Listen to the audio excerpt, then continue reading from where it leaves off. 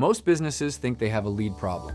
And honestly, that assumption quietly creates a lot of expensive mistakes. Because when growth slows, the instinct is almost always, we need more leads, more outreach, more conversations, more activity. But after enough conversations with business owners, lenders, brokers, and operators, I've started noticing something interesting.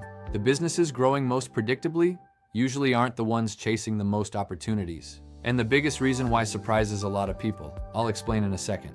Because first, we need to talk about the mistake almost everyone makes. When business feels slow, the default response is, let's get more leads. Makes sense, right? More leads should mean more growth. But here's the problem. More leads often create more noise, more poor fit conversations, more wasted time, more follow-up that never goes anywhere, more reactive decision-making, and suddenly everyone feels busy, but momentum still feels inconsistent. Because activity and growth, they're not the same thing. That's the first shift. And honestly, this next part is where I think businesses accidentally hurt themselves most. Because strong businesses don't usually grow by talking to more people. They grow by talking to better people, at better times, in better situations. And that changes everything.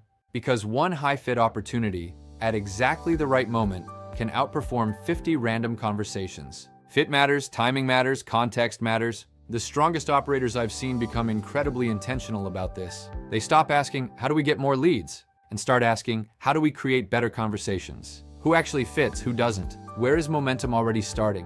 Where are we entering too late?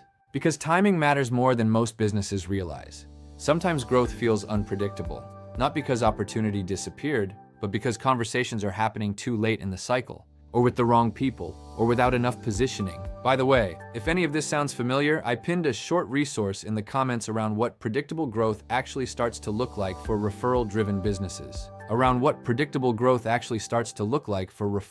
businesses. Nothing complicated, just a clearer way to think about momentum, timing, and stronger opportunities. Worth checking out if growth has ever felt harder to predict than it should. But here's what I think is the biggest misunderstanding of all. Most businesses don't actually need more leads. They need better momentum. Because predictable growth usually comes from better fit conversations, better timing, better positioning, and less friction slowing things down. That's usually the difference between businesses that feel constantly reactive and businesses that feel much more predictable. From the outside, they may look equally busy. But underneath, the stronger business tends to be much more intentional, much more selective, and much easier to forecast. So before asking, how do we get more leads? Maybe the better question is, are we even talking to the right people in the first place? That question changes a lot.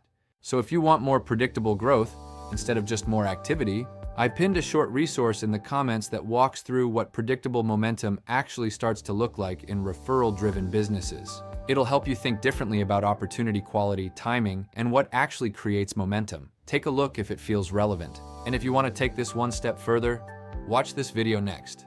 Why referrals quietly become a risk? Because the strongest businesses eventually realize reputation matters, but predictability matters too.